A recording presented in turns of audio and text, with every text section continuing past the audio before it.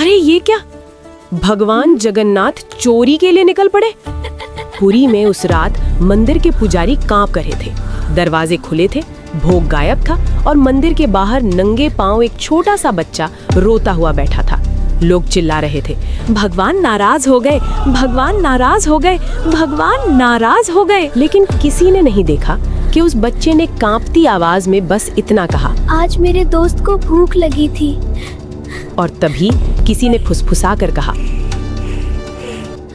ये बालक भगवान जगन्नाथ का दोस्त कैसे हो सकता है? हाँ, ये असंभव लगता है, कुछ तो गड़बड़ है। पुरी के उसी विशाल मंदिर के पीछे, जहाँ रोज घंटियां बजती थीं, जहाँ फूलों की खुशबू रहती थी, वहाँ एक छोटा सा कमरा था। वो कमरा किसी पुजारी का नहीं था, किसी राजा का नहीं था, वो था नीलू का। नीलू की उम्र कोई ठीक नहीं जानता था। कुछ कहते थे 5 साल, कुछ कहते थे 7। नीलू अनाथ था, न माँ न बाप न कोई घर। जब लोग पूछते तू कहाँ रहता है, तो वो मुस्कुरा कर कहता, यही बाबा के घर। लोग हंसते थे, पर नीलू सच कह रहा था। हर सुबह जब मंदिर के कपाट खुलते, नीलू सबसे पहले पहुंच जाता। वो झाड़ू नहीं लगाता था, वो फूल नहीं चढ़ाता था, वो बस जगन्नाथ जी के सामने बैठकर धीरे से कहता, आज आप जल्दी मत जाना। जैसे कोई दोस्त दूसरे दोस्त से बात करता है। कभी कभी वो शिकायत करता, कल आपने मुझे सपने में भी नहीं बुलाया। कभी हंसता, आज आपके लिए नई कहानी लाया हूँ। पुजारी देखते थे पर अनदेखा कर देते थे। उनके लिए नीलू बस एक अनाथ बच्चा था, पर नीलू के लिए जगन्नाथ ही सब कुछ थे। वो दिन जब सब कुछ बदलने वाला था। उस दिन बारिश बहुत जोर से हो रही थी। भोग की तैयारी देर से हुई, पुजारी परेशान थे, भीड़ ज्यादा थी। नीलू को उस दिन प्रसाद नहीं मिला। वो मंदिर के कोने में चुपचाप बैठा रहा, आंखें नीचे, पेट खाली। रात होने लगी। मंदिर बंद होने से पहले नीलू धीरे धीरे उठा और जगन्नाथ जी के सामने गया। उसकी आवाज कांप रही थी, आज आप खाना मत खाना, क्योंकि आज मेरे दोस्त को भूख थी है। एक पुजारी गुस्से में बोला, चल हट, ये भगवान है। नीलू ने सिर झुका लिया, पर जाते जाते धीरे से फुसफुसाया, अगर आप नहीं आए तो आज मैं सो नहीं पाऊंगा। वो रात जब चोरी हुई, आधी रात, मंदिर शांत था। अचानक शोर मचा, भोग गायब है। लड्डू, फल, मिठाई सब नहीं थे। पुजारी दौड़े, दरवाजे बंद थे, ताले सही थे, कोई बाहर से नहीं आ सकता था। तो फिर तभी किसी ने देखा, मंदिर के बाहर नीलू बैठा था। उसके हाथ में आधा लड्डू था और आंखों में डर। भीड़ इकट्ठा हो गई। कोई चिल्लाया, भगवान चोरी करने निकल पड़े। कोई बोला, ये बच्चा चोर है। नीलू कांपने लगा। उसने बस इतना कहा, उन्होंने खुद दिया। पुजारी गुस्से में बोले, भगवान खाना नहीं देते, तू चोरी करता है। नीलू रो पड़ा। उसने जमीन पर बैठकर जोर से कहा, आप लोग नहीं समझते। भीड़ शांत हो गई। नीलू बोला, दोस्तों, जब मुझे डर लगता है वो आते हैं, जब भूख लगती है वो हंसाते हैं। आज उन्होंने कहा तुम सो जाओ, मैं देख लूंगा। सन्नाटा। लेकिन यहीं कहानी खत्म नहीं होती।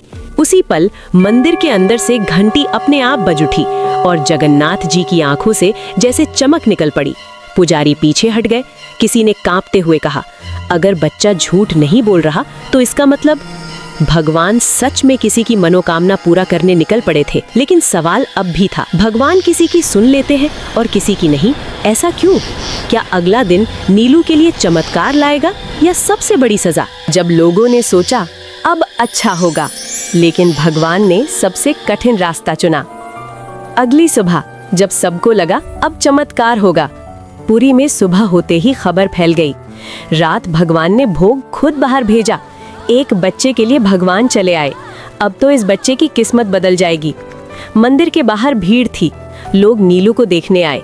कोई सिक्का दे रहा था, कोई मिठाई, कोई सिर पर हाथ फेर रहा था। नीलू बस चुप था। वो बार बार मंदिर के दरवाजे की तरफ देख रहा था, जैसे किसी का इंतजार हो। नीलू की एक ही जिद। एक पुजारी ने पूछा, बोल बेटा क्या चाहिए? नीलू ने सिर हिलाया, कुछ नहीं। नीलू बोला, बस आज रात भी वो आएंगे ना? पुजारी चुप हो गया, क्योंकि वो नहीं जानता था कि भगवान हर रात किसी के लिए आते हैं या नहीं। पहला झटका, जब सब उल्टा हो गया। दोपहर होते होते मंदिर समिति की बैठक हुई। कुछ बुजुर्ग पुजारी बोले, ये बच्चा गलत परंपरा बना रहा है। लोग भगवान से दोस्ती समझने लगेंगे। भक्ति डर से नहीं, नियम से चलती है। और फिर फैसला हुआ, नीलू को मंदिर से निकाल दिया जाएगा। शाम होते ही एक पुजारी नीलू के पास आया। अब तुम यहाँ नहीं रह सकते। नीलू ने धीरे से पूछा, तो वो मुझे कहाँ मिलेंगे? पुजारी ने जवाब नहीं दिया। वो पल जब सबको लगा अब अच्छा होगा।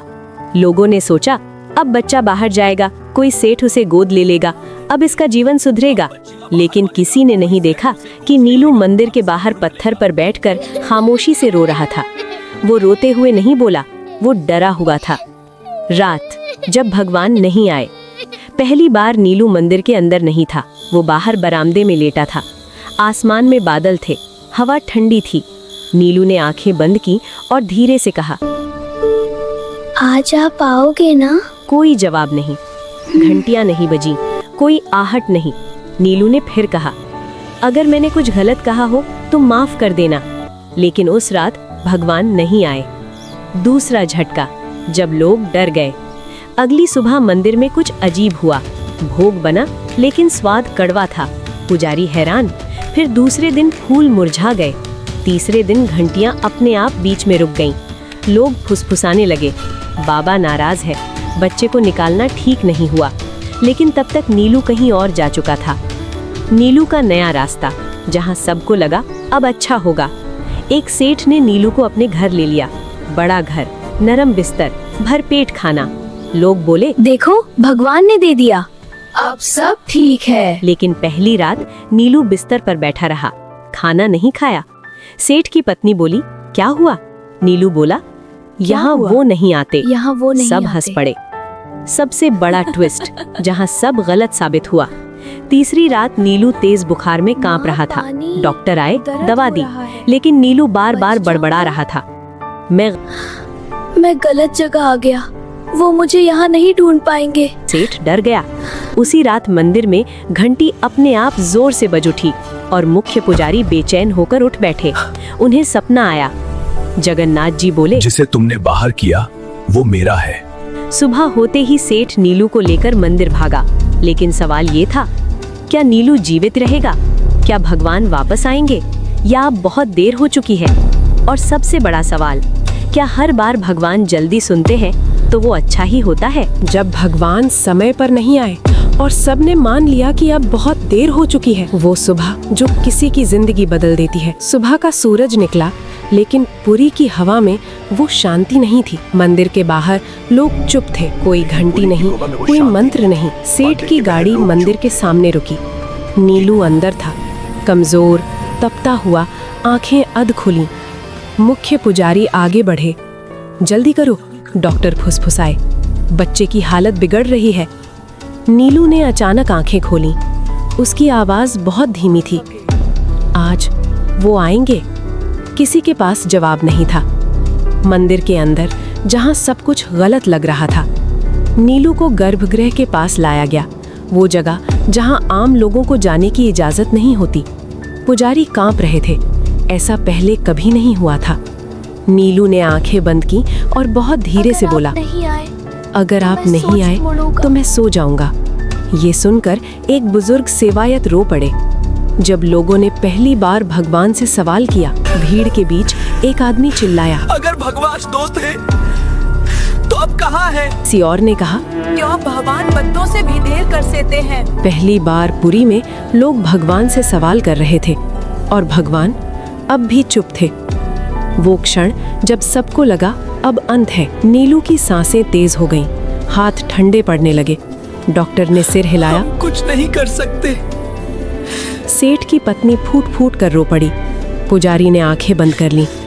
अगर भगवान दो तो थे तो उन्होंने इसे नैने क्यों दिया? और उसी पल नीलू ने मुस्कुरा दिया, बहुत हल्की मुस्कान। उसने फुसफुसा कर कहा, वो आ गए। सब चौंक गए। कहाँ? किसी ने पूछा। नीलू बोला, पीछे। उसी पल मंदिर के भीतर तेज हवा चली, दिए कांपने लगे, घंटी अपने आप बज उठी। लेकिन जगन्नाथ जी की मूर्ति हिली नहीं, कोई चमत्कार नहीं, कोई रोशनी नहीं। लोग भ्रम में थे, अगर भगवान आए हैं तो दिख क्यों नहीं रहे? सबसे दर्दनाक मोड़, नीलू की सांस अचानक थम गई।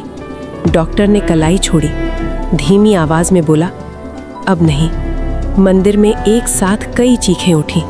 सेठ घुटनों पर गिर पड़ा। पुजारी फूट फूट कर रोने लगे और उसी पल एक पुजारी ने कांपती आवाज में कहा, अगर भगवान दोस्त थे तो उन्होंने इसे मरने क्यों दिया? चुप्पी जो जवाब से ज्यादा भारी थी। नीलू का शरीर शांत था, चेहरे पर डर नहीं था, बस एक अजीब सी शांति। मंदिर के बाहर लोग बैठ गए, कोई बोल नहीं रहा था। पुरी ने पहली बार भगवान की चुप्पी को इतना भारी महसूस किया। सवाल जो अब सबके थे, क्या भगवान देर कर गए? क्या दोस्ती भी नियमों से हार गई? क्या भगवान सिर्फ देने आते हैं या कभी लेने भी? और सबसे डरावना सवाल, अगर भगवान ना आए तो विश्वास का क्या? रात होते ही मुख्य पुजारी को एक और सपना आया, लेकिन इस बार भगवान मुस्कुरा नहीं रहे थे। उन्होंने बस इतना कहा, तुम सब ने सोचा मैं देर कर गया, लेकिन तुम नहीं जानते मैं उसे लेने नहीं छोड़ने आया था। मैं उसे लेने नहीं छोड़ने आया था। वही रात जब सपना सिर्फ सपना नहीं था। नीलू के जाने के बाद पूरी उस रात सो नहीं पाई। मंदिर के आंगन में अजीब सी ठंडक थी। दिए बुझ चुके थे, लेकिन हवा में अगरबत्ती की खुशबू अब भी थी। मुख्य पुजारी अपने कमरे में बैठे थे। आंखें खुली थीं, लेकिन मन कहीं और था। उन्होंने पहली बार अपने जीवन में भगवान से कुछ नहीं मांगा, बस पूछा, अगर वो आपका था तो आपने उसे हमसे क्यों छीन लिया? उसी क्षण उनकी आंख लग गई और उन्होंने खुद को मंदिर के गर्भगृह में देखा। सब कुछ वैसा ही था जैसा रोज होता है। मूर्ति वही, दिए वही, फूल वही, लेकिन एक फर्क था। जगन्नाथ जी आज सिंहासन पर नहीं थे, वो नीचे खड़े थे और उनके पास नीलू बैठा था। नीलू वैसा नहीं जैसा सबने देखा था। नीलू अब बीमार नहीं था, कमजोर नहीं था। उसके कपड़े साफ थे, चेहरा शांत था, वो हंस रहा था और जगन्नाथ जी उसके बाल सहला रहे थे। पुजारी कांप गए। उन्होंने पूछा, अगर नीलू आपके पास है तो उसका शरीर? अगर नीलू आपके पास है तो उसका शरीर? भगवान ने उनकी तरफ देखा। उनकी आंखों में न गुस्सा था न करुणा, बस सच्चाई। भगवान बोले, तुम सबने समझा मैं देर कर गया, लेकिन नीलू को कभी देर नहीं लगी। पुजारी रो पड़े। तो फिर वो क्यों गया? प्रभु, भगवान जगन्नाथ ने धीरे से कहा, क्योंकि वो रुकने नहीं आया था। भगवान बोले, नीलू इस जीवन में कुछ पाने नहीं आया था, वो भेजा गया था ताकि तुम सब भक्ति और डर में फर्क समझ सको। पुजारी ने कांपते हुए पूछा, पर उसने तो बहुत सहा। भगवान की आवाज और गहरी हो गई, जिसे मेरा मित्र बनना हो उसे मेरा अकेलापन भी समझना पड़ता है। पुजारी ने वही सवाल दोहराया जो सबके मन में था। आपने कहा था आप उसे लेने नहीं छोड़ने आए थे। भगवान जगन्नाथ मुस्कुराए। हाँ, नीलू को इस दुनिया से नहीं, तुम्हारे भ्रम से छोड़ा। नीलू की आखिरी इच्छा। भगवान ने नीलू की तरफ देखा। नीलू बोला, अब वो मुझे भूलेंगे ना? अब वो मुझे भूलेंगे ना? भगवान ने सिर हिलाया। नहीं, लेकिन वो मुझे ढूंढेंगे गलत जगहों पर। नीलू मुस्कुराया। कोई बात नहीं, जब कोई बच्चा रोएगा तो आप वहाँ रहना। भगवान की आंखें पहली बार नम हुई। पुजारी की आंख खुली। सुबह हो चुकी थी, लेकिन मन अब वैसा नहीं था। उन्होंने तुरंत मंदिर के सभी सेवायतों को बुलाया और कहा, आज से मंदिर में कोई बच्चा बाहर नहीं सोएगा। आज से भक्ति डर से नहीं चलेगी। उसी दिन एक अनाथ बच्ची मंदिर के बाहर मिली। वो रो रही थी। पुजारी ने उसे गोद में उठाया और पहली बार जगन्नाथ मंदिर में एक छोटा सा कमरा बच्चों के लिए खोला गया। लोग बोले, नीलू चला गया, लेकिन सच्चाई ये थी, नीलू अब हर जगह था। कहानी अब सवाल नहीं पूछती, वो चुप करा देती है। लेकिन अभी भी एक चीज बाकी है। अगर नीलू सिर्फ संदेश था, तो असली बदलाव कब आएगा? क्या भगवान सच में किसी की मनोकामना जल्दी और किसी की देर से पूरी करते हैं? चमत्कार जो दिखा नहीं, लेकिन सबको बदल गया। उस सुबह पुरी में कुछ भी अलग नहीं दिख रहा था। सूरज वैसे ही निकला, घंटियां वैसे ही बजी, भीड़ वैसे ही आई, लेकिन जिनकी आंखें खुल चुकी थीं, उन्हें सब कुछ अलग लग रहा था। मुख्य पुजारी पहली बार भीड़ से पहले मंदिर के बाहर खड़े थे, वहाँ जहाँ नीलू बैठा करता था। नीलू की जगह पर आज एक छोटा सा कपड़ा रखा था। उस पर फूल नहीं थे, दिया भी नहीं था, बस एक साधारण सी चटाई। एक सेवायत ने पूछा, ये किसके लिए है? पुजारी ने कहा, उसके लिए जो आ जाएगा। धीरे धीरे फैलती बात। पहले दिन एक बच्चा आया, दूसरे दिन 2, तीसरे दिन 4। कोई नहीं जानता था कि खबर कैसे फैली। बस इतना हुआ कि अब मंदिर के बाहर कोई बच्चा अकेला नहीं बैठता था। पहला बदलाव पूजा में। एक दिन भोग की थाली आई। पुजारी ने हाथ जोड़े और पहली बार ये शब्द बोले, अगर किसी बच्चे को आज भूख है तो पहले उसे। सेवायत चौंक गए, पर किसी ने विरोध नहीं किया। लोगों के भीतर शुरू हुई हलचल। भीड़ में एक आदमी फुसफुसाया, पहले भगवान से डर लगता था, अब थोड़ा अपना सा लगता है। किसी ने कहा नीलू मर गया और किसी ने जवाब दिया, नहीं, नीलू समझ आ गया जहां लोग कुछ और चाहते थे। कुछ लोग नाराज भी थे। एक व्यापारी बोला, हम सालों से चढ़ावा दे रहे हैं, फिर भी हमारी मनोकामना नहीं पूरी होती। दूसरा बोला, एक बच्चा आया और सब बदल गया। पुजारी ने शांत स्वर में कहा, शायद बदलाव मंदिर में नहीं, हम में होना था। एक दिन बारिश हुई। एक शाम तेज बारिश हो रही थी। मंदिर के बाहर एक बच्ची खड़ी थी। वो कुछ नहीं बोली, बस देखती रही। पुजारी बाहर आए, पूछा, किसे ढूंढ रही हो? बच्ची ने कहा, मेरे दोस्त को। पुजारी की आंखें भर आईं। नीलू की मौजूदगी बिना दिखे। कई लोगों ने एक ही बात कही, जब भी किसी बच्चे को खाना मिलता है मुझे लगता है कोई मुस्कुरा रहा है। जब मंदिर शांत होता है लगता है कोई बैठा सुन रहा है। कोई नाम नहीं लेता था, पर सब जानते थे। मनोकामना का सच धीरे धीरे खुलता। एक दिन एक महिला आई, रोते हुए बोली, मैंने सालों से मांगा, कुछ नहीं मिला। पुजारी ने पूछा, आज क्या चाहती हो? वो बोली, बस समझना चाहती हूँ, देरी क्यों? पुजारी ने कहा, क्योंकि कुछ लोग मांगने आते हैं और कुछ तैयार होने। वो शाम जब मंदिर सबसे शांत था। उस शाम कोई विशेष पूजा नहीं थी, कोई घोषणा नहीं, बस दिए जल रहे थे और गर्भगृह के पास एक छोटा सा बच्चा धीरे से बोला, आज वो आए थे? किसी ने पूछा, कहाँ? बच्चा मुस्कुराया, जब मुझे डर लगा तब। अब सवाल बदल चुके थे। अगर चमत्कार शोर नहीं करता तो हम उसे पहचाने कैसे? और अगर भगवान जल्दी नहीं देते तो क्या वो मना कर रहे होते हैं? कुछ प्रार्थनाएं तुरंत क्यों सुनी जाती हैं और कुछ को सालों इंतजार क्यों करना पड़ता है? समय बीतता है पर सवाल नहीं। नीलू गए हुए अब कई महीने हो चुके थे। मंदिर वैसा ही था, लेकिन लोग वैसे नहीं रहे। अब लोग मंदिर आते थे पर पहले जैसे नहीं। पहले लोग पूछते थे, मुझे ये चाहिए, मेरा ये कर दो। अब लोग पूछते थे, मैं क्यों मांग रहा हूँ? पहला सच जिसे कोई सुनना नहीं चाहता। एक दिन एक बूढ़ा व्यक्ति आया। उसकी पीठ झुकी थी, आवाज थकी हुई। उसने पुजारी से कहा, मैं 30 साल से पूजा कर रहा हूँ, फिर भी मेरी मनोकामना पूरी नहीं हुई। पुजारी ने पहली बार सीधा जवाब दिया, क्योंकि आप भगवान से नहीं, डर से जुड़े हुए थे। बूढ़ा आदमी चौंक गया। डर और भक्ति का फर्क। पुजारी बोले, जब कोई बच्चा रोता है वो डर से नहीं रोता, वो भरोसे से रोता है। नीलू इसलिए सुना गया क्योंकि उसे खोने का डर नहीं था। भीड़ में सन्नाटा छा गया। समय का रहस्य। एक और आदमी बोला, तो क्या भगवान समय देखकर देते हैं? पुजारी मुस्कुराए, नहीं, भगवान देखकर देते हैं कि तुम संभाल पाओगे या नहीं। भारी हाथ, खाली हाथ। पुजारी ने जमीन से एक पत्थर उठाया, फिर एक फूल, और कहा, भरा हुआ हाथ फूल नहीं पकड़ सकता और भरा हुआ मन भगवान नहीं। भीड़ में कई लोग आंखें झुका गए। जब देर असल में दया होती है। एक महिला रोते हुए बोली, मैंने मांगा था कि मेरा बेटा बच जाए, भगवान ने नहीं सुना। पुजारी ने धीरे से कहा, शायद उन्होंने सुना, पर वो दर्द आपके लिए जरूरी था। ये सुनकर कुछ लोग उठकर चले गए। सच हर किसी के लिए नहीं होता। नीलू की याद फिर से। उसी समय एक छोटा बच्चा मंदिर के बाहर बैठा था। उसने बिना किसी कारण कहा, वो कहते थे अगर अभी नहीं मिला तो मतलब अभी उठाने लायक नहीं हूँ। सब ठिठक गए। तीसरा सच, बच्चा ही क्यों चुना गया? एक सेवायत ने पूछा, भगवान ने बच्चा ही क्यों चुना? पुजारी बोले, क्योंकि बच्चे हिसाब नहीं रखते, वो दोस्ती करते हैं। जब लोग टूटते हैं तब भगवान काम करते हैं। पुजारी ने आखिरी बात कही, भगवान देने से पहले इंसान को तोड़ते नहीं, खाली करते हैं, और जो खाली होना स्वीकार कर ले उसे इंतजार नहीं लगता। अब कहानी अपने आखिरी मोड़ पर है।